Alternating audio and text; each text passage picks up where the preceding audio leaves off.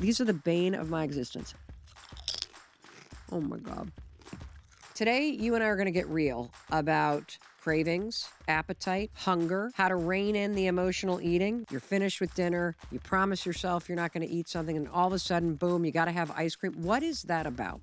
Well, today we're going to dig deep into the science. You have been asking for Dr. Amy Shah to come on the show.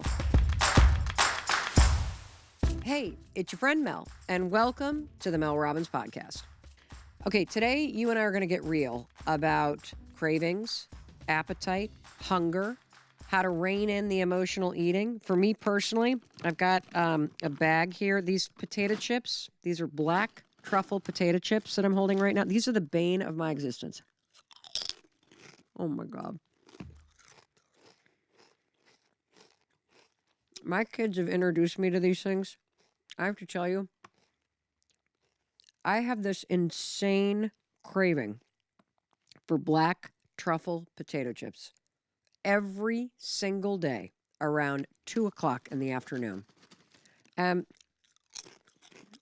I can plow through an entire bag of these things. I don't even know if I'm hungry or not. I just, all of a sudden, boom, 2 o'clock hits, I have to have a potato chip. And I don't know if you've ever been stuck in that cycle of yo-yo dieting, or you're finished with dinner, you promise yourself you're not going to eat something, and all of a sudden, boom, you got to have ice cream. What is that about? Well, today we're going to dig deep into the science. Dr. Amy Shah is a double board certified doctor. She received her training from Cornell. She did a residency at Harvard and a fellowship at Columbia. She's an expert on intermittent fasting, food allergies, hormones, and you guessed it, hunger, cravings, appetite. In fact, you have been asking for Dr. Amy Shah to come on the show. Her latest book, I'm So Effing Hungry, Why We Crave, What We Crave, and What to Do About It. Dr. Amy Shah's here to tell us what to do about it. Dr. Amy, it is such a pleasure to meet you.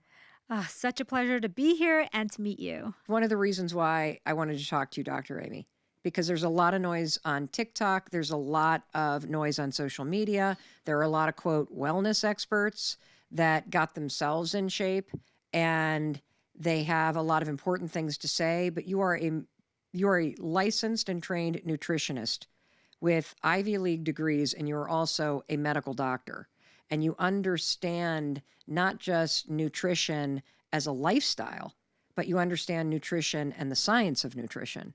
And so when I'm listening to somebody who's a wellness expert who has figured this out in their life, I listen to them differently than I listen to a medical doctor who is figuring this out in her own life, who is also a nutritionist and understands it from the inside out.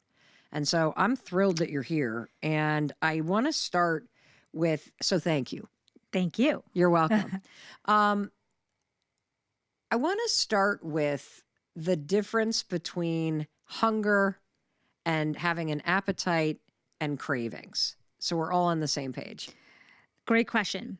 The simplest way to think about it is when you're sitting at dinner and you had this amazing dinner, appetizer, drinks, entree, and you are full. You're ready to go. And the waiter comes out and says, actually, you know what? We have these special desserts that we just made tonight, and they are out of this world. And everyone looks at each other and they're like, well, we're full, but we really want that dessert. That's cravings. Oh. That's not hunger. You're no longer hungry. Yeah. You're actually pretty full, extra full, right? But you're working on that cravings pathway. And that cravings pathway is super strong. It's the same cravings pathway that alcohol uses, drugs, sugar, so desserts. So cravings is a dopamine pathway. Whereas hunger is your natural need to get nutrients. Hunger, actually, you can go for many days, even a month without food. A month? Yes. People fast for a month. From my background, my family is Jain, and they fast for long periods of time. And there is a fasting month where you actually eat nothing and just drink water. So our hunger signals are reminders to eat because your body does not want you to go a full month without remembering to eat. So ghrelin, you might have heard of this hunger hormone. It's released to remind us to eat. So the same time every day, you get hungry, you get reminded to eat, and your ghrelin comes and goes. So some people just aren't hungry, in the morning. Some people get very hungry at night, no matter what they've eaten all day because of that ghrelin cycling. So if you understand that it's a cycle, it's a reminder. You don't always have to take that reminder, but it's a reminder. So if you need food, you should get it. But So what is appetite? appetite is the overall interest in food. Have you ever seen a dog when they're sick? They're just like not interested. Their appetite is dampened. It will dampen your cravings and your hunger pathways Huh. to Okay. let you heal, right? So hunger is like this need to eat, Yes. right? That is tied to the biological imperative to stay alive. Appetite is the desire for food. Mm-hmm. And we've all had those periods in our life where we've felt sick. I mean, my allergies are crazy right now, and I'm not that hungry. Yes. Normally, I would be ravenous right now. Yes. So my appetite Is is the correct Yes. word. I don't Yes. have much of an appetite. And then cravings, this is one of the reasons why I love your book. I'm so effing hungry so much because I've learned so much that I didn't know, that you talk so much about our cravings and the eating patterns that we have that aren't healthy for us based on the brain, not based on emotion, not based on what's going on with what you just ate, but that actually there is a whole hormone cycle to this thing. Oh, it's so complicated. So there was a French philosopher in 1825, Jean-Claude Savarin, and he said, "Show me what you eat, and I'll show you who you are." And even today, that stands true, right? Show me what you eat, and I'll tell you who you are. Because our lives are dictated through food. We have now food addictions, and some of it is not our fault. A lot of it is not our fault. Yeah, you actually say that in this book, that you say that, you get into these sort of habits of eating unhealthy things, the pulling up at the drive-through and ordering the extra large fries and the burger on the way home from work, and then you feel like crap, and then you have a craving, and then you eat something else, and that it's not your fault. How is it not your fault if you're the one putting the food in your mouth? Think about it. Have you ever been to Miami? I always talk about Yes. the Miami phenomenon, okay? When you go to Miami, and the first time I went, I was in med school, and I saw all the flashing lights and the people and the music and the craziness, and I was like, oh my God, my dopamine receptors were firing. Yep. That's what happens the first time you eat a sugary food, like an ice cream or a McDonald's burger. You get a huge burst of dopamine. And then on day 3 of being in Miami, all of a sudden, it doesn't seem loud. It doesn't seem as entertaining. You need to turn the volume up. You need to Yeah. go to the club now because you're kind of used to it. You don't even feel excited or happy just from being out in the street. You actually need to turn up the volume. And so that's what's happening to us. We're having this Miami South Beach effect in our brains when we're eating all of this sweet food, these processed foods that they don't occur in nature. That dopamine explosion happening day after day after day, it lowers you're not even as happy anymore. And so the problem is you need more and more and more to get that same dopamine release. And guess what happens, Mel, on the other end? I don't know. Dopamine has this weird after effect where it makes you irritable, it makes you uncomfortable, and it makes you crave that food so badly that you just want to almost make yourself not feel the pain anymore. And so dopamine has this effect on us that we'll eat it, we'll get the pleasure, but then there's that pain aspect to it. Because you want it again. You want it There was again. something that you just said that really caught my attention. I've never heard anybody say this before. It's that you get the dopamine rush from eating things that are not available in nature. Yeah. Can you explain that? When you eat an apple, Yes. you get the sugar, Yep. but you get water, electrolytes, antioxidants, Yeah. and fiber, Yes. most importantly. That is how sugar is made in nature. So you see a fruit tree, your dopamine pathway, we think, was made to help us survive and want to find that tree with the ripe fruit, to keep us going, to keep us agitated enough to like try to look for more food just to keep us surviving. Okay. Now take it, thousands of years later, we have ultra processed foods, which I will define for you later, that don't have any fiber, that don't have any vitamins to tell the body that you've eaten something.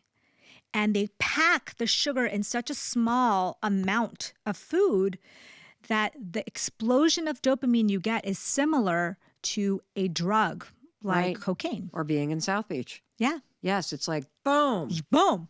And then you have a drop, and then you crave the candy bar or the whatever it was that you just had that was ultra processed. So what does ultra processed mean? Ultra processed is really simple.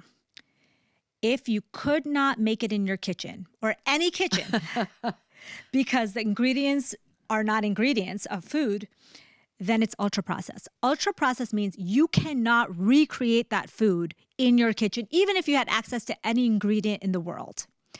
Wow. So that's a lot of things, Doritos, Kit Kats, sundaes. If you think about it, we have often the option of getting the minimally processed or non-processed version, but it's often easier.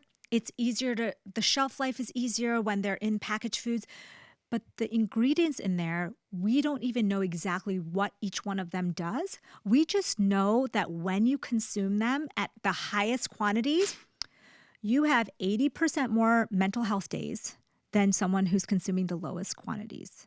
Okay. So I want to make sure that everybody just heard that. So one of the reasons why this is so important, and we're going to keep digging into the connection between your cravings and your appetite and your hunger and how this is attached to dopamine. Yeah. The rush of dopamine, the drop of dopamine, the craving cycle that you're now trapped in. But you just said that if you eat more whole, naturally occurring foods, that you will be 80% better when it comes to the number of days that you are feeling good mentally. Is that Yes. true? Yes. Why? We are starting to understand that ultra processed foods not only make us more inflamed, which Yep. we can talk about why inflammation is bad, but it ages you, it gives you cancer, diabetes, heart disease. That's the root of all of it. It makes you sad, anxious, and it lowers your length of life. So if you look at all-cause mortality, ultra-processed foods will shorten your life. And yet, Mel, we live in a world where kids are eating over 70% of their diet is ultra-processed. Wow. I think I got to back up a minute and because there's so much to learn. This book has so much research in it, and it also has so many what you call hunger hacks, which I love. And I want to start with some basic questions. Yeah. You said this thing earlier, and I didn't want to interrupt you. I'm almost like embarrassed to ask this question. How do you know when you're full? It's such a good question. We've forgotten, right, what it feels like to be hungry or be full. We're almost always just relying on external cues to tell us that. So there's various ways to feel full. So we have a couple of hormones that make us feel full. Leptin is one of them. CCK is another one. And there's various signals that they give our brain, mostly just to stop eating. And so if you feel full, you won't want to eat food. However, the cravings pathway kicks in, so you may want to eat desserts, but you won't want to eat real food. So a quick way to test this is, would you eat a bowl of vegetables right now? Right now? No. Then you're not hungry. Oh, so can you explain to us what is going on in our bodies as it relates to feeling hungry? We now know, Mel, that our brain is not just in charge of our cravings and our mood and the way we show up in the world. We always think, oh, if you feel sad, you should just think, do therapy or Right. start to think good thoughts. Right. But we now know that there's this connection between the brain and the gut. Mm-hmm. And when you eat food, there's an impact in your gut that's sent directly to your brain. And your brain then sends signals back down to your gut. And the way you show up in the world is a result of this communication. And what is the chicken or the egg in the brain gut? Like, who goes first? Who's talking the loudest? Okay, so when we are formed, when we're an embryo, they're connected. Mm-hmm. They're one. And then they stretch out and they move apart to the different ends of the body. Yep. So you could say that they kind of happen from one ball of cells. Yep. And we can definitely say now with we can definitely say with confidence that changing our gut environment has a bigger impact on our brain than we ever thought. A bigger impact, so big that you can transplant the gut from one person to another and completely change their mental health. Oh, I read about that study. Yeah. Where they switched guts Yes. in, was it mice? Yes. Where mice that were schizophrenic. Yes. Well, you should say the Yeah, study so- because I'm not the medical doctor. And you No. are, Dr. So Amy. we now know that the gut microbiome has so many signaling pathways to the brain, and sometimes the bacteria are louder actually than the brain, which is your question, like which one's louder? Right. If the gut bacteria want to send a signal to the brain, they produce large amounts of dopamine and large amounts of serotonin to send a signal. So what they found is if you took animals and you gave them the microbiome from a schizophrenic human Okay. person who was diagnosed, and then a microbiome from someone who was not diagnosed with schizophrenia, put that in mice into their gut, and you mix them up, the researchers were able to tell which mice got which gut bacteria just based on the behavior of the mice. Based on the microbiome bacteria that they fed them? Exactly. So I want to get a visual here. Yeah. Because I can't stop thinking about the fact that everybody's obsessed with Chat GBT right now Yeah. and AI and how you just insert this thing Yeah. and it spits out that Yeah. thing. This whole cover letter, this whole resume, this whole this. Wow, it's so unbelievable. I'm thinking in my mind, what I'm visualizing is I'll take what I ate for lunch. So I had a salad. I had a handful of walnuts. I had a couple scoops of a chocolate mousse keto thing. Delicious. I had a coconut macaroon. I had a keto chocolate peanut butter little cup thing. And I'm thinking that all of that represents input into like the Chat GBT, Yes. and then something else gets spit out. And what gets spit out from that is a message to my brain. Am I tracking That's right? exactly what's happening. In fact, it's two ways. So you have to remember that our body's really smart. So they usually use two different pathways for each thing. So when you eat sugar, for example, it stimulates your brain straight from your mouth. And then you have these other receptors, these neuropods in the gut that sense the sugar also. And they are making their own assessment and sending it to the gut. So the gut's like, oh yeah, it's sugar because I knew it was coming because I felt it from the mouth. Okay. And now you guys are telling me the same thing. So everything matches and you get the response. So they like work together Wow. in understanding what's happening in your body. Wow. It's amazing how sophisticated our It is bodies are. amazing. Like as I'm mindlessly chucking walnuts into my mouth, I'm not thinking about the fact that there are these neurotransmitters, there are these hormones, there's all this signaling going on. And so you, in your book, Dr. Amy, you write that if you're in a cycle of emotional eating, or if you're in a cycle where you have all of these cravings and you're always hungry and you're eating the wrong things, that it's not your fault. It's not your fault. And it's not your fault because your brain and your hormones are getting triggered by all this ultra-processed food. Yes. And the ultra-processed food, it sounds like, is food that also keeps you craving it Yes. because it's not occurring in the natural world. And so your brain is like, ding, ding, ding, ding, ding. Holy smokes. this Snickers bar is incredible. Oh my gosh. This baked whatever it is that I pulled out of a box and ripped out of a package and stuck in to the air fryer. This is tantalizing because it's got all these chemicals in it. Yeah, it's the Miami Beach phenomenon, right? You get to South Beach and you're like, whoa, your brain is like, I feel good right now. And I want that again. And then I want more of that again. Right. And the problem with our world is we're not educated about that. Right. As a physician, I said to myself, how many times was I rewarding myself with Starbucks and, peppermint mochas? And I would say to myself, oh, I did a good job today, so I'm going to get this sweet thing. And then it was every day. And then it was twice a day. And by the end of it, I had to recognize myself that this was happening to me. We need to talk about it more, because if we can make ourselves happier, less irritable, less chasing things, we're going to be happier people. We're going to live longer. And so for me, this was like, okay, all these companies know about it and they're creating foods to trigger that pathway. Why don't we know about it so we actually can be in control? Well, when we hear food, you think calories. Yeah. You think like how many grams of fat, how many grams of sugar.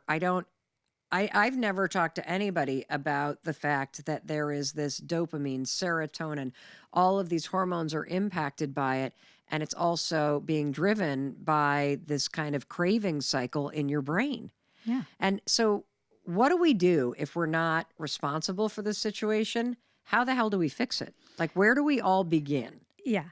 The thing is, first understand that food creates mood. Food creates mood.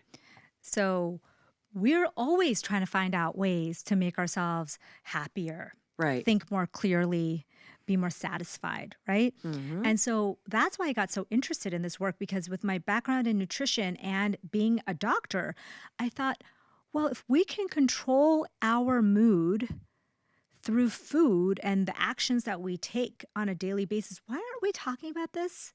Why isn't this first-line therapy?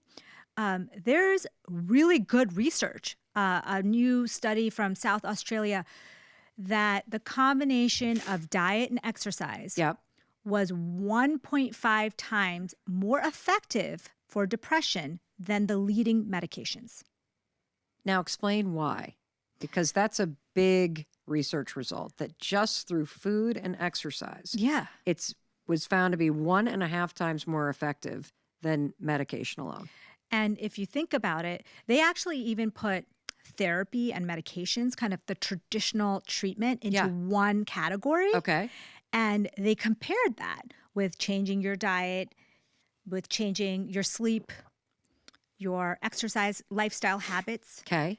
And they said, we should be prescribing this as first-line therapy for depression. There's multiple anxiety studies, ADHD. I mean, we are missing the boat. Obviously, we're not doing something right, because depression is skyrocketing. So is anxiety. So is obesity. So is diabetes. So is cardiovascular disease. So the status quo is not working. So why not employ these techniques and put them at the forefront? So things like we talked about already and that are in the book are teaching you that we have control, that yes, do all the things, but also change the way you eat, change the way you exercise, get more sunlight. Well, you might be depressed and anxious and struggling with a lot of stuff because of what you're eating. Yes. And because of your lifestyle right now. And so I think it's really great news to hear that you can feel better if you start to eat better. And that this whole cycle that you are trapped in terms of the cravings that never end and the cycle of emotional eating and feeling lethargic and feeling anxious, that you can, based on the research and based on the work that you do with patients around the world, that when you take your food intake seriously, you can profoundly change your mood, you can change your body, you can change your lifestyle, all of it. But it begins with the food. So let's talk about because you say in the beginning of the book that there are certain types of food that you can eat to balance dopamine naturally. What are those foods? Yeah, so you want to be eating foods that are high in the amino acid tyrosine. Tyrosine is the precursor for L-DOPA in the brain, and then L-DOPA gets converted to dopamine. So that's how we have dopamine. So in the past, it was thought, well, you can't really do anything to boost the dopamine levels in your brain. Like food has no connection. It's down here, the brain is up here. Right. So everyone used to say, well, it doesn't really matter. It's just about calories, you know. But now we know that eating more foods, doing more things like getting sunlight, exercise, and certain foods that are high in tyrosine can help boost your dopamine. Wow. What are some of those foods? So one of them is dairy foods. So tyrosine is an amino acid, so high protein foods. So dairy, soy, nuts, cherries are all things I have a huge list of, because you might not like cherries, you might not like, might not tolerate dairy, Right. but you could do soy and you could do, and so you can eat these things. So what I would suggest is, say you're having a breakfast in the morning, you want to boost dopamine. Dopamine is very closely related to epinephrine, norepinephrine and epinephrine, which is adrenaline. So in the morning, you want to feel awake, alert, and motivated. You want to eat things with higher dopamine that are going to boost your dopamine So level. give me an example of what So would be a I great would- thing to eat for breakfast. So I love cottage cheese. Okay. Okay, I know cottage cheese is controversial. You could Why do is- yogurt instead. Who's mad at Some- cottage cheese? Some people, cottage cheese is having a moment on It is. social media. Like, as in it's bad? No, people either love it or hate it. It's Okay. a divisive food because of the texture of it. And so I love it, but some people People don't. need better hobbies if they're arguing about cottage cheese online. It is. But it's having a moment, thankfully. And there's the cottage cheese ice cream. There's all these cottage cheese. Cottage things. cheese ice cream? Yes, it's all the rage. It's viral. What? You blend the cottage cheese with a little bit of sweetener and fruit, and then put it and freeze it, and then you scoop it out like ice cream. Wow. Yeah, Is it any good? it's delicious. Okay. Who knew? Cottage cheese. And you it's can like it's the new cauliflower. It's the new cauliflower. It could be a pizza if it wanted. It can turn into anything. So cottage cheese in the morning with fruit and nuts. Okay. And you have got yourself a high dopamine breakfast. Wow. Okay. You And- also say there's 6 ways that you can boost serotonin naturally. So serotonin is kind of the calm, chill Yep. happiness hormone. And so that's a nice one to do maybe in the evening. Okay. Because you want to say, hey, I want to boost. So tryptophan is the amino acid, as you might have heard of tryptophan because of turkey. Yeah. But it's also ever present in eggs. It's in also dairy food, lean meats, fish. And the way you can actually really get your zen feeling from Yeah. that is pair it with a complex carbohydrate. So sweet potato or squash or quinoa, and have the protein and the carbohydrate. And it gets you this nice burst of dopamine, serotonin. So serotonin is really good for people for obviously mood, but also for sleep, because serotonin is very close to melatonin. Huh. And those people who struggle with nighttime awakenings should try the serotonin boosting foods in the evening. Wow. Let's keep going because you've Yeah. got so many hunger hacks. Like, let's talk about, there was one thing that you said that was very interesting, that sometimes when you feel hungry, you're actually thirsty. How do you know the Yes. difference? Hunger and thirst are very closely related in the brain, and it's often mistaken. And as you know, often when you go on a health plan, what trainers, they intuitively know this. They'll say, first thing you do is drink 80 ounces of water. And I always used to say, like, there's no science behind 80 ounces There of isn't? water. I thought you were No. supposed to drink like your weight in water in ounces or something. There's no, our kidneys are very smart, very good at kind of titrating how much water, electrolyte balance we have.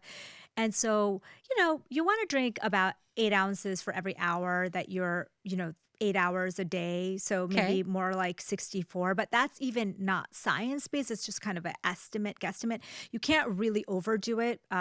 So it's nicer to have more. But the big thing that it does is that it helps us calm the hunger, because when you're dehydrated, Yep. your body sends you thirst, but it also feels like hunger. And so when you're adequately hydrating, you're able to kind of feel fuller because you're not getting confused.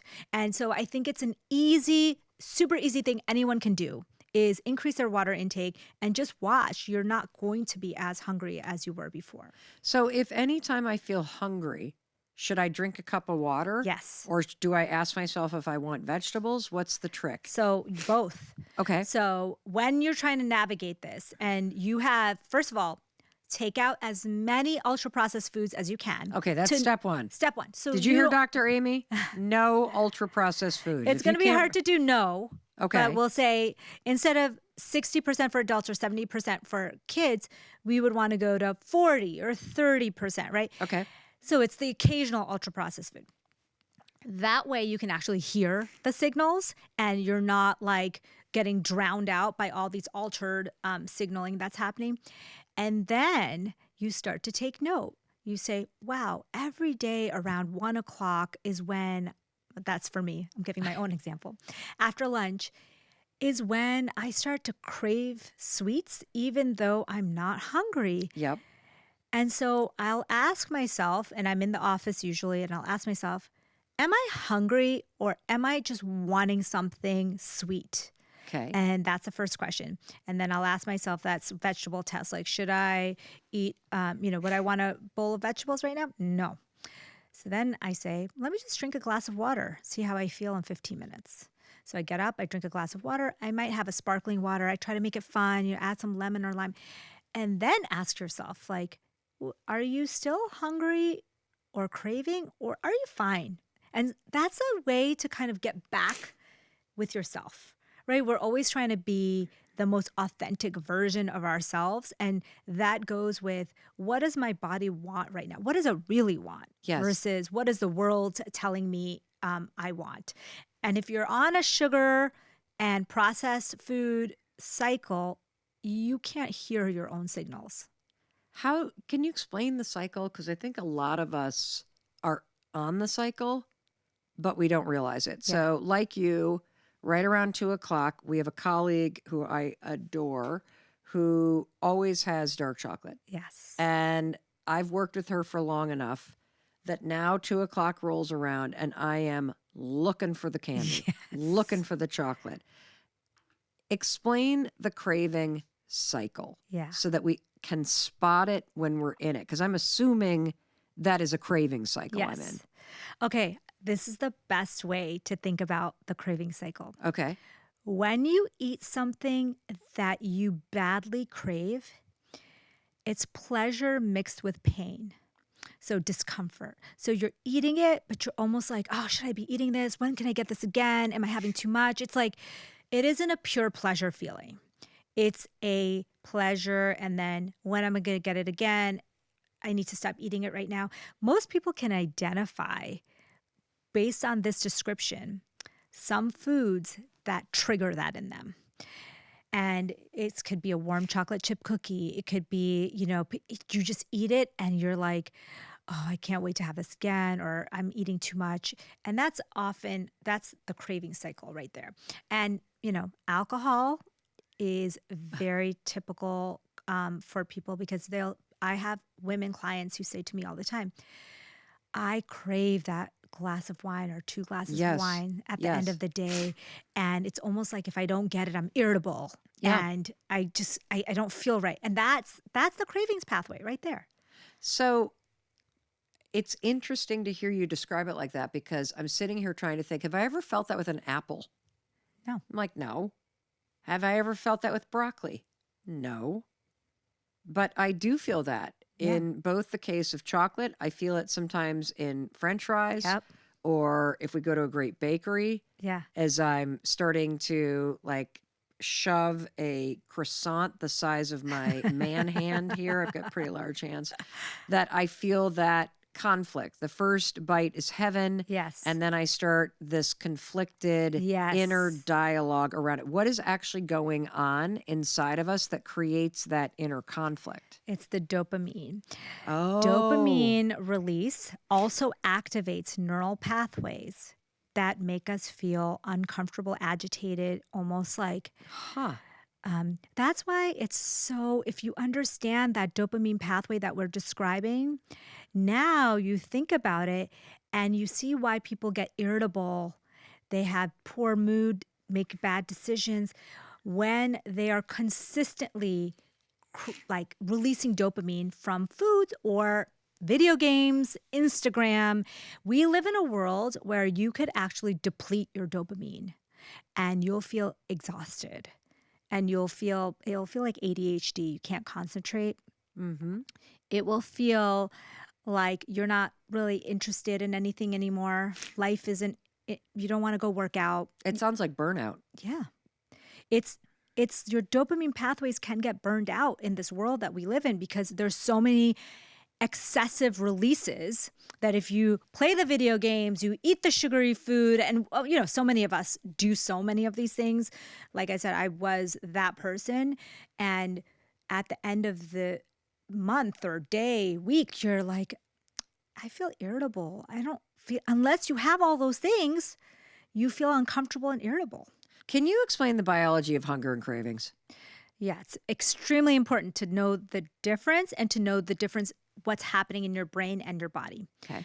When you're hungry, you have hunger hormones like ghrelin that are released to tell you to get nutrients from food. It's the way we survive in this world. And cravings, on the other hand, also have to do with survival, but it's telling us to go for the high impact foods. Okay. So cravings is the pleasure hormone cycle. It's a whole different pathway. Does not use ghrelin. It is going through the dopamine pathway. Oh. Completely different area of your brain. Hunger and cravings are completely separate. Now, they obviously pair together in many ways, like when women diet all the time.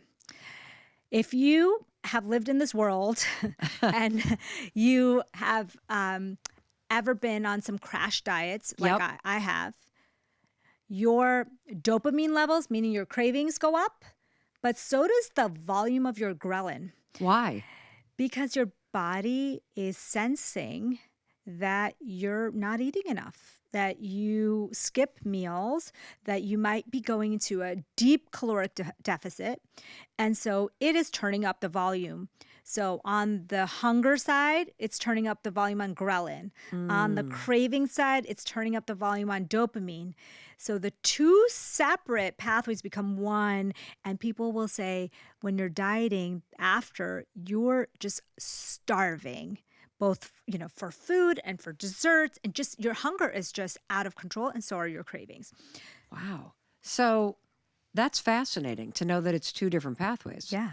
That a craving is very different and it's signal and part of the dopamine cycle. Yes. And that gremlin, is that what it's called? It sounds like gremlin, but it's ghrelin. Ghrelin. Leptin, neuropeptide YY, CCK. We have all these hormones that are supposed to remind us to eat, to tell us we're full. That's all part of hunger. The craving pathway is the one we struggle with all the time. It's the dopamine pathway. I really get this, I think. Yeah. I get this because what I'm realizing is you have a biological need to feed yourself or you will die. Yes. But most of us are not struggling with our biological need to eat. We are struggling with the dopamine cycling and crashing and drive that comes with cravings. Yes. Holy smokes. Dopamine is the most powerful motivator. And food companies, video game companies, gambling, porn, they all know that dopamine is so strong, Mel, that dopamine is the only neurotransmitter in our body that can get us out of a seat whatever we're doing, stop whatever we're doing, get in a car and go get that thing that dopamine's telling us to do. Yeah, it's like drive, go, do. Can't think about anything else. Huh. So what you just mentioned, leptin or leptin, what is it and how do you use it to hack hunger? Leptin is our fullness signal. So the Oh. opposite of ghrelin. Okay. And it's great because it tells us, hey, you're full. You don't need to eat anymore. And so leptin, when it gets released, makes us just say, I'm good. And we want more leptin to understand so here are hunger cues. Our leptin often, we can't hear it because everything else is so loud, right? Yep. So one of the best ways to sensitize your leptin is to sleep more. Really? That's one of the best ways. If you've ever noticed after a bad night's sleep, I want to eat. You want to eat. Why? And you just don't feel full. Your leptin is 33% less. You're right. You do wake up after a bad night's sleep feeling like you're starving. Yeah. But if you have a really good night's sleep, you wake up feeling calm and relaxed. Yes. And I don't have the hunger pain. Yeah. And unless I'm addicted to something in the morning, I don't really have the craving dopamine cycle either. So if you think about it, we want to start to use our inner signaling pathways to hear what our body's telling us because our body's really smart. And so leptin, that one of the best ways is to get more sleep. Another really great way is to eat more omega-3 fatty acids. So omega-3 fatty acids are one of the things in salmon. For people who don't eat fish, it's an algae oil. So you can take the algae oil. Nuts have omega-3. It's a great way to start to get your leptin back up so that a lot of people will start eating more omega-3 fatty acids and all of a sudden they're not as hungry anymore. And part of the signaling is through both leptin and CCK, which are both kind of the satiation, satisfaction. Don't we all want to just be more satisfied? Yes. Now, can you take leptin in a pill? There's no leptin in a pill as of yet, but that would be the $1 million drug, right? Oh, that's true. That's not what that Wilcovi or whatever the heck it's called is doing? So GLP-1 I don't know what that is. Is a hormone that works in conjunction with leptin to make you feel full. The medications, Ozempic, Wegovy, all of those medications in that class are GLP-1 agonists, which means it raises our natural level of these satiation hormones. And so GLP-1 is kind of like leptin in the sense that it makes us feel full and it's naturally released by our gut when we're full. We can eat things like nuts and certain foods that actually release more GLP-1 naturally. So you can get the same effect naturally. So getting more sleep, exercise, these are all ways to actually get more of that natural hormone to make you feel more full. Wow. Do you have a simple way to stop yourself from overeating if you're just a chronic overeater? There's a few simple ways. If you want to stop overeating, one of the things you can do is you pair the good activity, a good activity right after the bad activity. So give me an example. So it's like a positive replacement behavior. Okay. So you did something that you didn't want to do. Maybe you ate an ultra-processed food that you are trying to cut down. Okay. Immediately after, go for a sunny walk. Okay. The positive replacement behavior will slowly get longer and teach your neural pathways that you don't want to be doing the negative. The other way is to retrain your brain. So say you crave this candy bar like a Snickers. Okay. What you do instead is you take a dark chocolate, also another pleasure creating food. Yep. And you replace the Snickers with the healthier chocolate. Okay. And the way you do it is intermittent surprise reward. So let me explain that to you. Okay. So let's just say it's 2 o'clock in the afternoon. It's 2 o'clock in the afternoon. And Mel has for many months been reaching for an ultra processed candy bar. Yes. And it is now the new day. I have heard this podcast with Dr. Amy, and I'm going to try this approach. What am I doing? You are going to intermittently reward yourself with a healthier version of that dark chocolate. So either pick it out of a fishbowl with like little papers in it, or ask someone that's working with you to say, randomly, 3 days a week, I get a reward. Okay. But it has to be random because Okay. dopamine works the best when you get a random reward. Okay. And you're trying to rewire your system. Okay. To not want that ultra processed candy bar. And instead crave the healthier version. Okay. So it's Wednesday. Oh, today's my reward day. So then you sit with the new dark chocolate. You go through it and you basically, I call it my 3-2-1 method. So Okay. 3 random days a week, Okay. 2 minutes telling yourself how much you love this chocolate. It's such a better choice. CBT, which is cognitive behavioral therapy, Yep. saying, I'm so happy I chose this. Yep. 1 minute savoring it. And you do this for 2 weeks and you have replaced that bad habit with a good one. No. Okay. So let me just make sure I got this.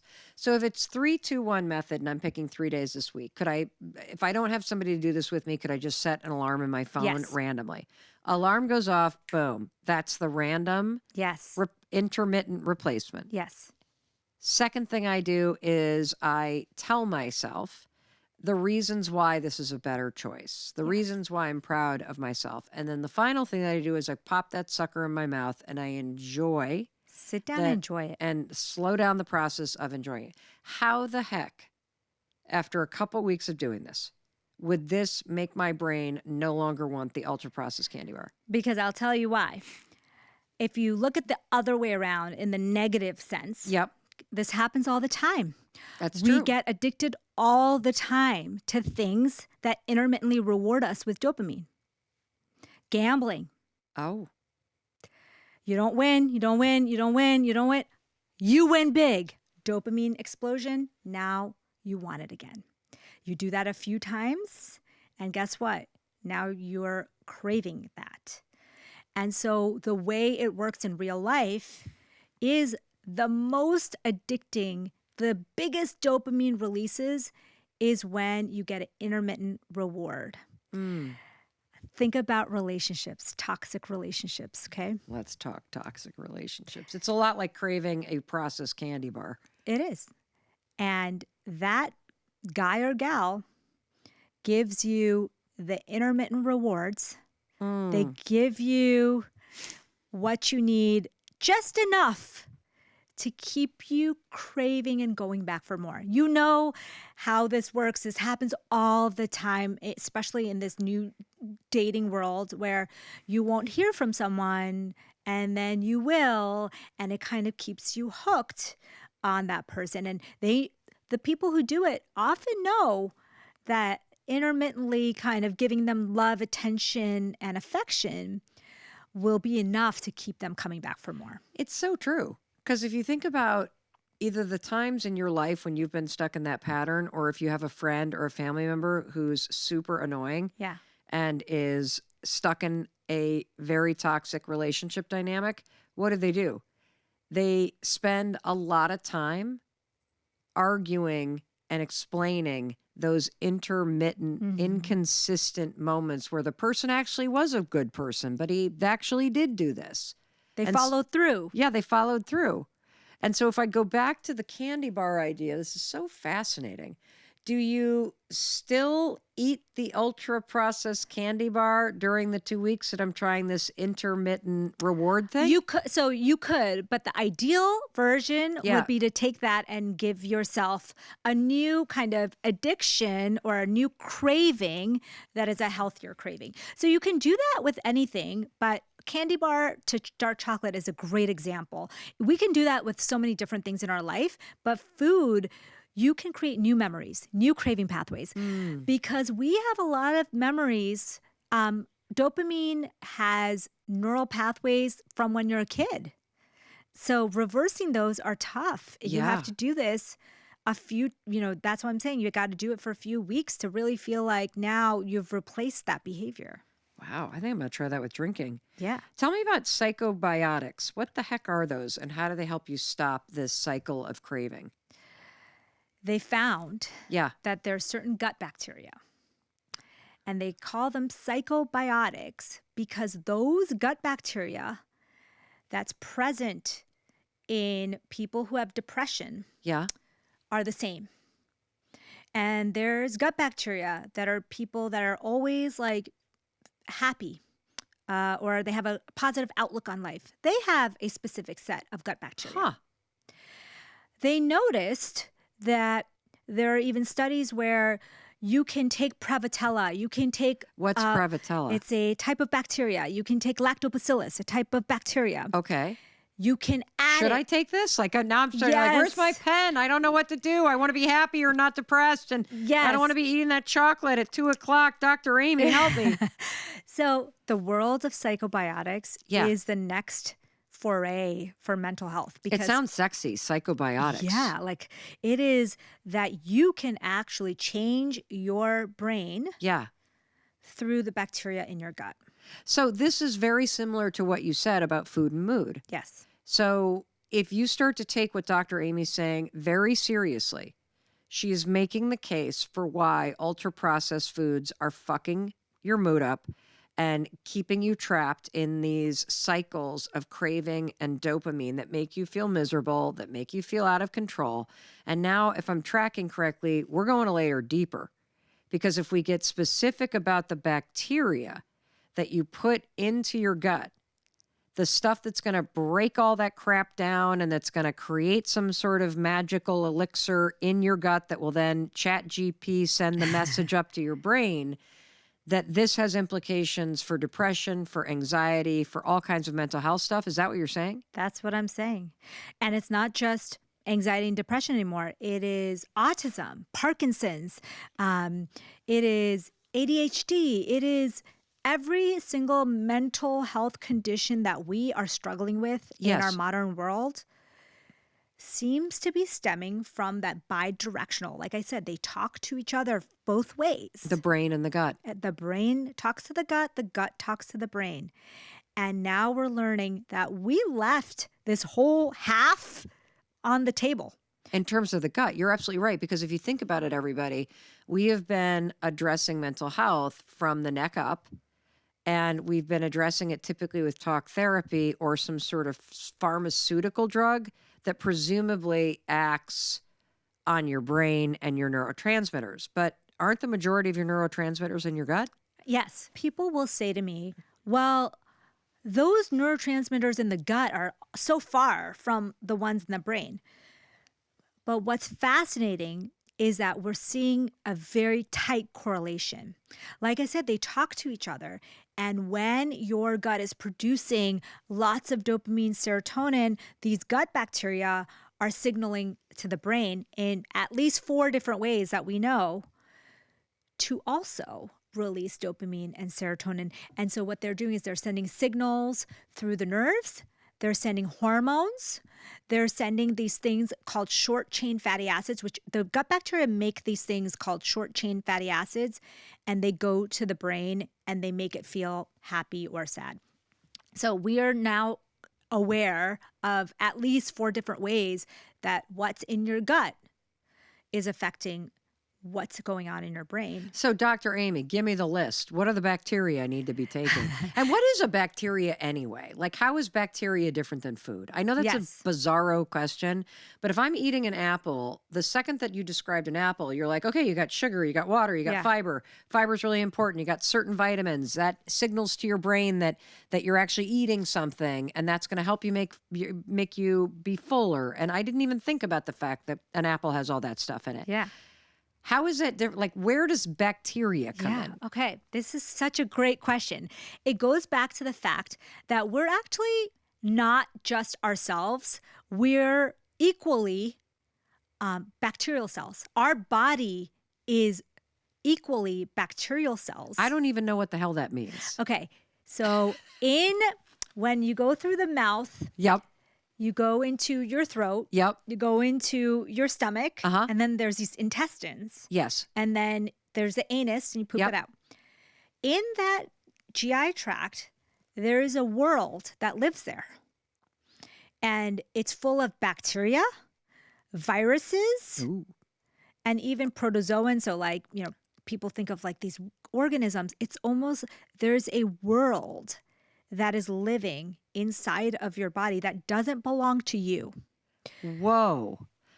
I've never thought about the fact that if you really think about your mouth and how your mouth leads to a series of internal tubes that lead to the poop chute to Yep. get it all out of there, that's like an internal sewer. Yeah. It is a super highway for outside access through your body. Yes. And when you put food in your mouth, your entire GI tract is trying to squeeze nutrients from it and get the waste out. And guess what? They can't do it without the thick lining of gut bacteria that go all the way through to the anal opening.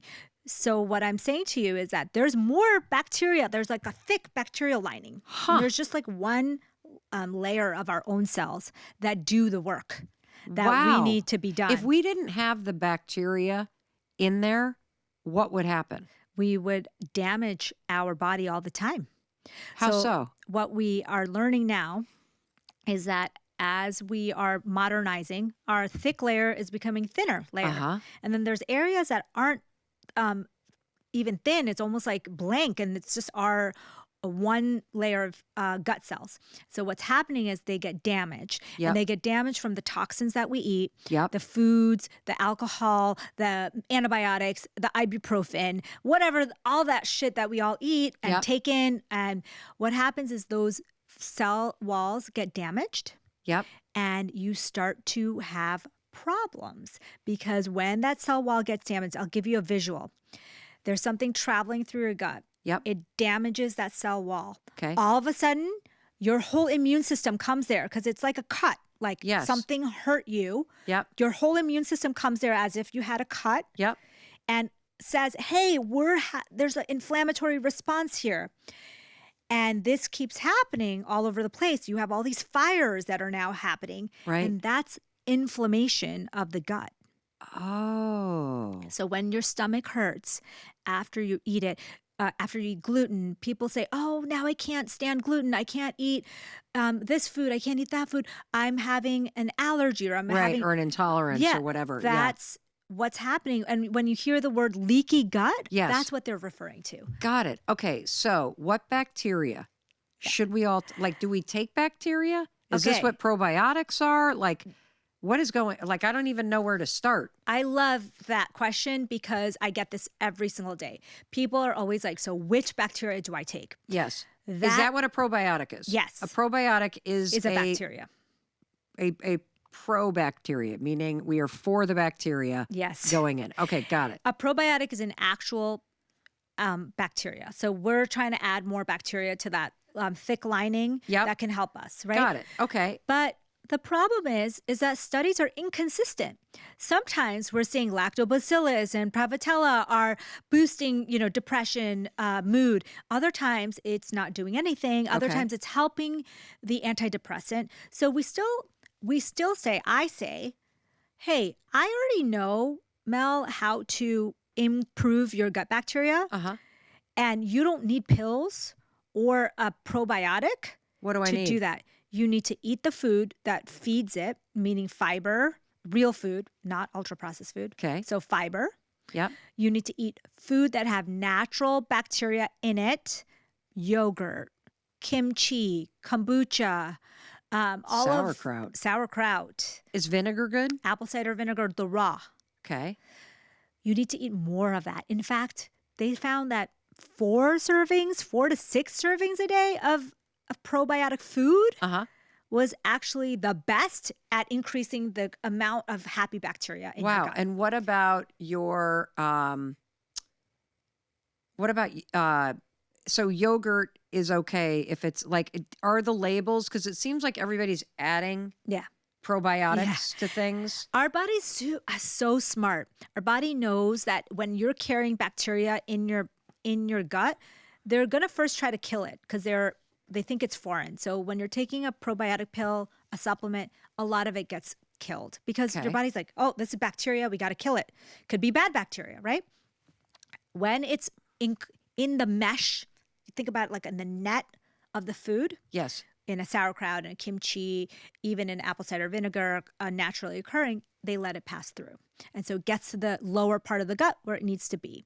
And so we are now realizing that, oh, wait, we should be doing more things that increase the happy bacteria. You know what the number one probiotic is? I have no idea. Exercise. How the hell is exercise a probiotic? Gut bacteria love when you move. Okay. And they produce this thing called short chain fatty acids. And I mentioned short chain Yes. fatty acids before when I was talking about the brain gut connection. When you exercise, those short chain fatty acids go to the brain, go all over the body and calm the inflammation. They calm your brain. You feel good. And they grow the bacteria in the gut. It's a signal. That's so cool. All right. So the instructions are actually very clear.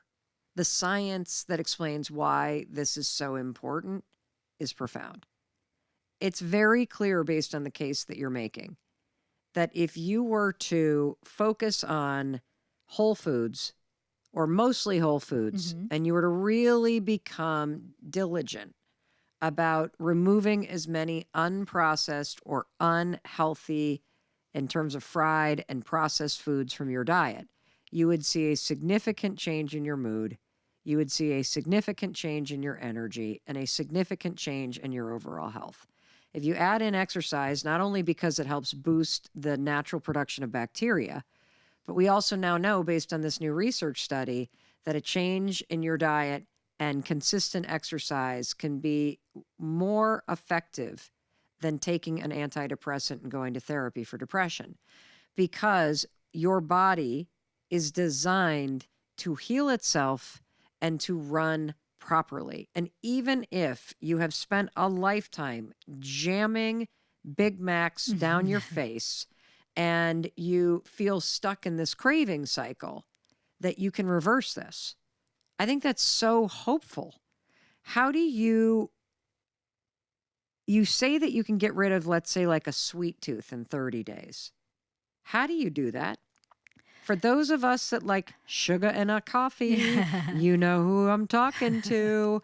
For those of us that love dessert, we crave it, baby. Like, how do we get rid of it? I'm going to tell you something so profound. Okay. Okay.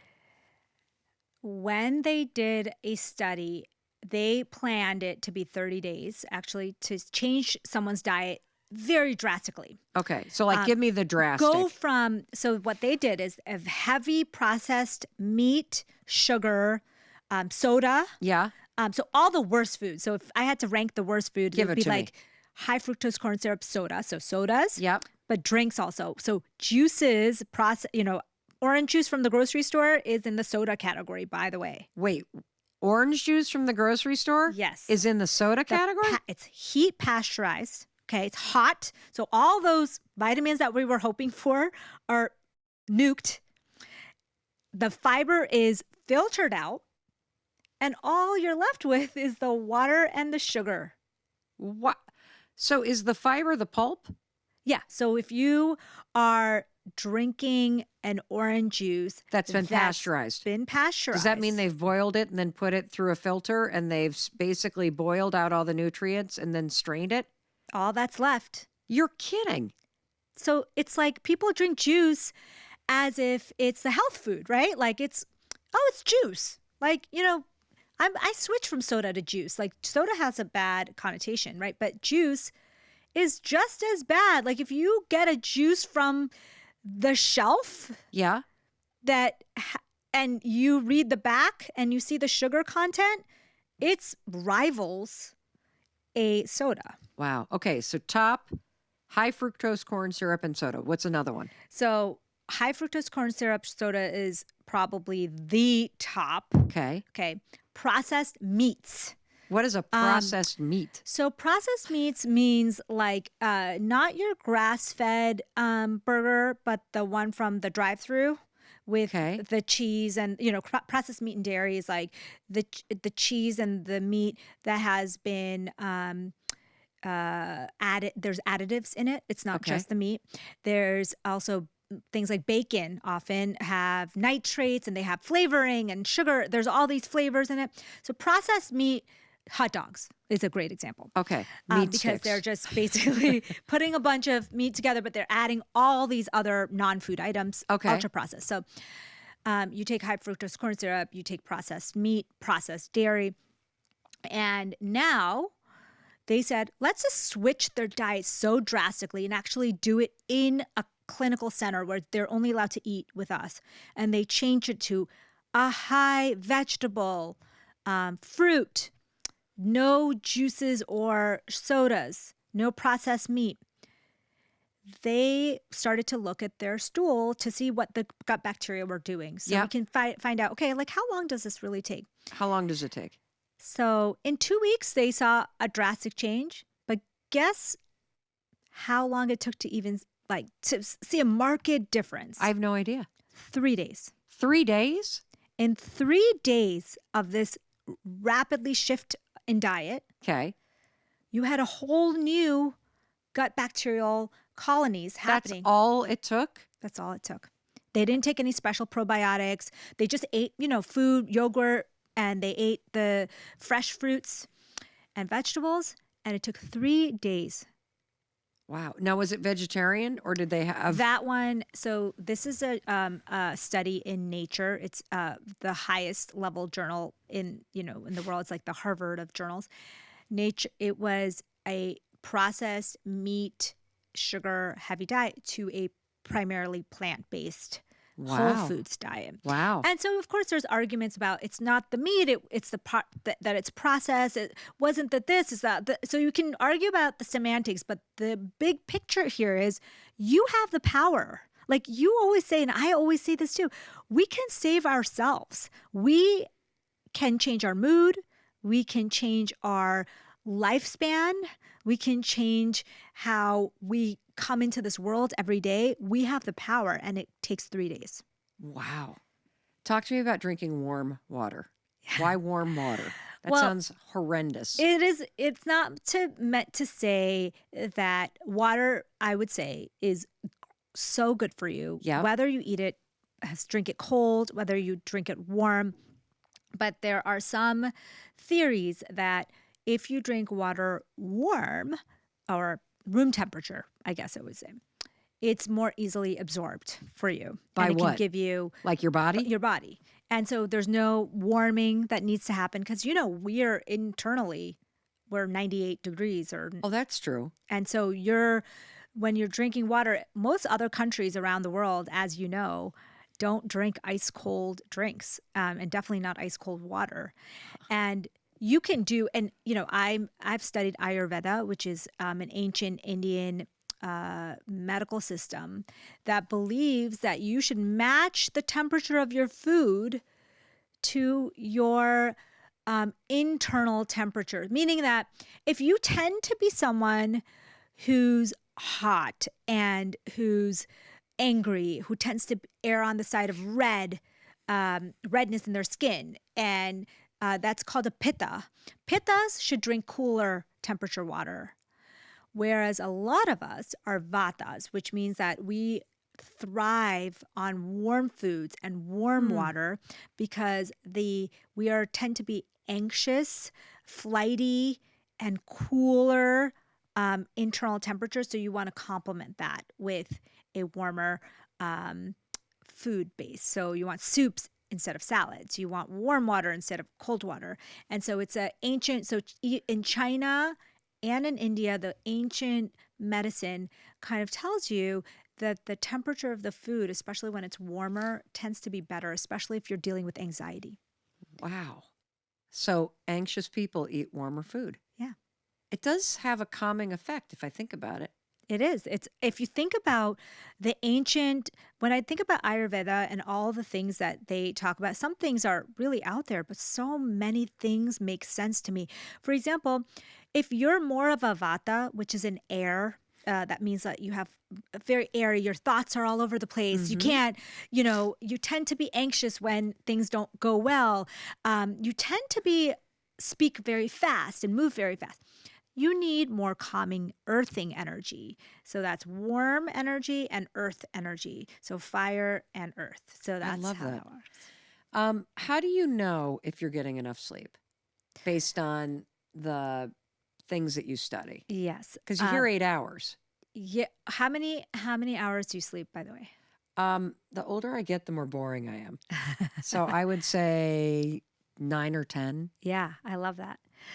People who sleep less than 6 hours have higher mortality. They have lower mood, and they are hungrier, as we said, with the leptin. Huh. What you want to do is really to realize how much sleep you need is when you sleep without an alarm. How many hours do you sleep? And not when you're sleep deprived, but Oh, I bet I sleep 10 hours. yeah, If I don't have an alarm on, I sleep way longer than I think I'm going to. when you look at the last couple of weeks of your life, Yes. the best days, the when you felt the most refreshed, the best mood, Or were the days I got the highest amount of sleep? that's By how far. much that's how much sleep you need. And every American that's listening to this is going to be like, I can't sleep that much. But you think about your best days of your life happened when you slept adequately. It changes your hunger hormones. It changes your hormones in general, for women, especially as we get older. This is important. It changes your mood. It changes your ability to make decisions Yeah. and your interactions with other people. So why would you want to skimp on that? Why would you say that you'll be like everybody else, sleep when you're dead? When you look at the data says opposite. It says if you don't sleep, you'll be dead much earlier. That's true.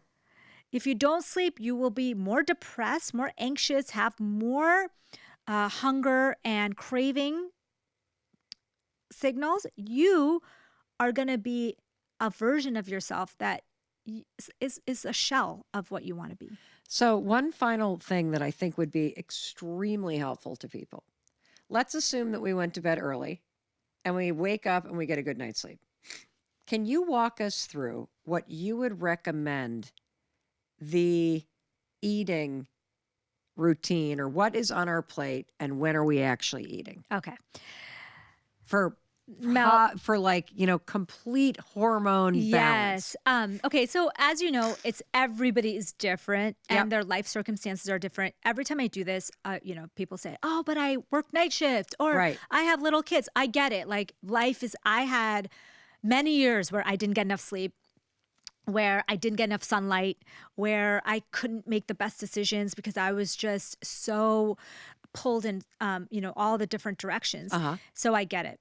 But we didn't even talk about circadian rhythms, but Mel, sunlight and darkness run our bodies.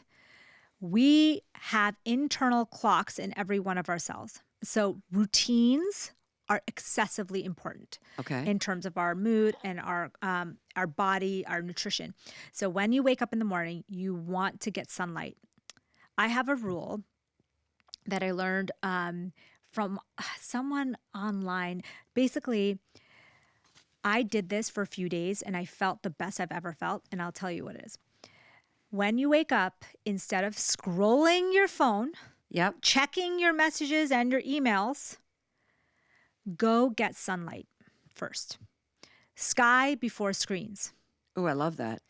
So sky before screens is how you should start your day. Your body is wired to see sunlight in the morning. Even if it's a cloudy day, it just has to be bright light. Okay. You can just walk out outside. For me, it's my back door. Just walk out for a few minutes. It could be 2 to 10 minutes. You could do, for me, I'm usually just in my pajamas. So I'm coming back in and getting ready for the day. Okay. So you don't want to have food or caffeine in the first 45 minutes of your day. Why? I'll tell you why. When you wake up, you feel groggy, right? Yep. That grogginess is partially, mostly from adenosine in your brain. Adenosine. Adenosine. Okay. And it clears out, as you know, within 30, 40 minutes, it clears out. Then you have your coffee. Then you eat your food. And the reason why is coffee, the way it works, it blocks our adenosine receptor. So that means that it doesn't help get rid of the adenosine. It just blocks it from actually binding. Okay. So if you don't let the adenosine clear out and you just drink your coffee, when the coffee wears off in a couple of hours, that adenosine's still there. And it just binds those Oh. receptors and you feel excessively tired. And that's why you think you need another cup of coffee.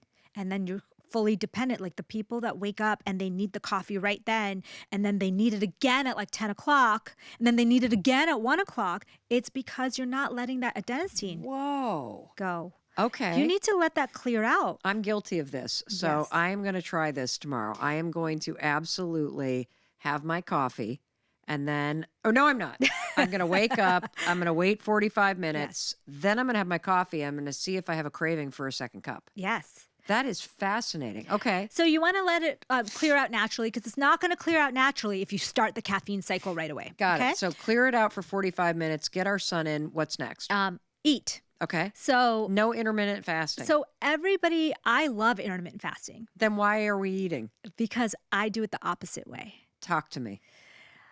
There's very good evidence that for thousands of years, we ate in one scheduled way, Okay. which is daylight hours. Oh. There was no microwaves, Uber Eats, they had a fire and you'd maybe eat an hour or two after sundown. That's it, right? Yep. You are not snacking at midnight. There's nowhere to store the food thousands of years ago. Our internal clocks are set so that when melatonin hits 2 to 3 hours before bed, your organs shut down. You cannot process sugar as well as you did. You can't take it into your muscles. You are not you're not releasing digestive enzymes. So basically, when you're eating late at night, you're waking your body up in the middle of the night and asking it to do a math problem. Your body is going to be like, I don't want to do this. I'm going to make mistakes. Yep. You wake up and you're tired and you're pissed that someone woke you up in the middle of the night. That's what happens when you eat late at night. Holy smokes. You put your body in conflict with itself. Yeah, and so intermittent fasting, everyone's doing it the wrong way. They're eating way late into the night, and then they don't eat all day when the sun is out, right? Like that's the time that your body's ready for food, right?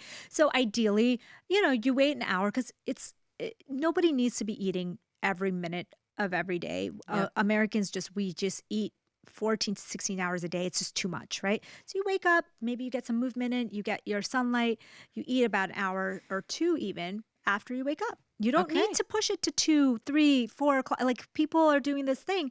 There's good evidence that skipping meals is actually bad for you and that people who do it habitually actually have worse health outcomes, okay? Got it. So eat your breakfast. You want to have a high dopamine breakfast. Yep. Let's have, cottage cheese, eggs, tofu scramble, veggies, nuts, berries. Okay. Great. When do I eat next? Then you Because I'm already hungry. Well, no. Am I hungry right now? Yeah. Would I eat vegetables? I would eat vegetables There right you now. go. So Then that you're must hungry. mean I'm hungry. But I got to have a glass of water first, and then I'm going to ask myself that again. Yes. So See, I'm learning. Then you tune in with the inner Mel, the Yep. brain gut Mel. Yep. Okay.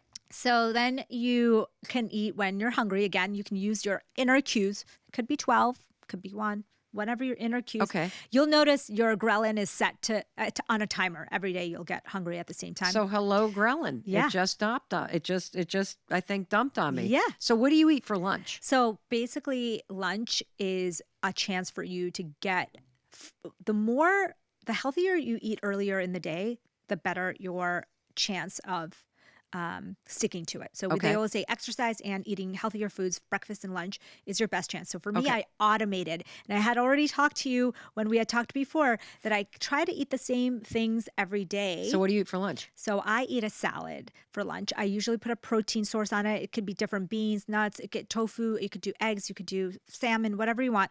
Protein and veggies. A salad with protein on it. And I always have a fermented probiotic food with my lunch, because that's the best time for you to get in at least 1 to 2 servings of the kimchi, of the sauerkraut. It could be kombucha for a drink, apple cider vinegar in your dressing.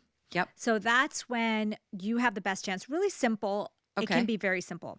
And then your dinner is when you want to eat. If you are Serotonin, someone, baby. yes, you're learning. I'm paying attention. So if I know it's not sexy to say eat carbs, but carbs actually can be very healthy for you, especially in vegetable form, sweet potato, quinoa, whatever it is. You can eat that later in the day if you want to have that big boost of serotonin. And what about snacks? If I'm like legit hungry, but I'm not really craving anything, Yes. but I'm legit hungry midday, what's your go-to snack? So remember that protein has this effect on your body that it tells your hunger hormones to stop. So if you want more leptin, eat more protein. So your snack can be yogurt. Your snack can be a protein shake. Your snack can be a piece of cheese. It can, something with protein, because that will keep your dopamine levels up. Okay. And it will keep your hunger hormones stable. So protein snack, I think women especially, we're eating just too little protein. There is a theory Yes. that the reason we get fat from eating ultra-processed food is because it's so low in protein that your brain never gets the signal that you're full. Your protein threshold is never met. Wow. One final thing I want to ask you, because we didn't really cover it, gluten. Everybody I know is gluten-free. Yeah. It's not the gluten. There's very few people who are actually allergic to gluten. It is very common to have GI issues with processed gluten. So when you eat a lot of bread, pizza, carbs, but that's not the gluten itself. It's the fact that you're eating processed food. So gluten gets mislabeled all the time. What I say to people is go gluten-free for a few weeks, 3 to 4 weeks. Okay. See how you feel. When you add the gluten back, don't add back the bread, the cookies, the cakes, and the processed gluten. Add back a small wheat bulgur, like in a salad. Okay. Add back a healthy sourdough bread. Okay. Add back, wheat in small, unprocessed amounts, and then see how you feel. And what I realize is that people villainize gluten all the time. And in America, gluten-free has become such a tagline that those foods are more unhealthy. Oh, because of all the processing. Look at you, Dr. Amy. Is there anything else on this topic that we did not get? I think we covered so much. I think, like you said, and I have taken this to heart, is that there's no pill that's going to save you. There's no person that's going to save you. When you learn about all this, when you actually listen to your own self, you're going to be the one who saves yourself. Well, Dr. Amy Shah, let me just say thank you. Because without this information, we can't save ourselves. And you've explained the internal, extremely elegant but complicated systems inside of us so that it makes sense, so that we understand why these choices, these substitutions, why it actually matters. Like, that's my huge takeaway. I have never actually understood any of this at the level that you just explained. And that's an enormous gift. So thank you, thank you, thank you. I appreciate you. You give so much amazing information to everyone that it's just a gift to be here and to speak to you. Well, the feeling's mutual. Wasn't she great? Well, you know who else is great? You are. So before we go, I just want to remind you that I love you, I believe in you, and I believe in your ability to take back your health, to make a million happy psychobiotics yourself. Now go make a bowl of raw vegetables, put down the potato chips. See, I'm learning. I hope you're learning too. Oh, and one more thing. And no, this is not a blooper. This is the legal language. You know, what the lawyers write and what I need to read to you. This podcast is presented solely for educational and entertainment purposes. I'm just your friend. I am not a licensed therapist, and this podcast is not intended as a substitute for the advice of a physician, professional coach, psychotherapist, or other qualified professional. Got it? Good. I'll see you in the next episode.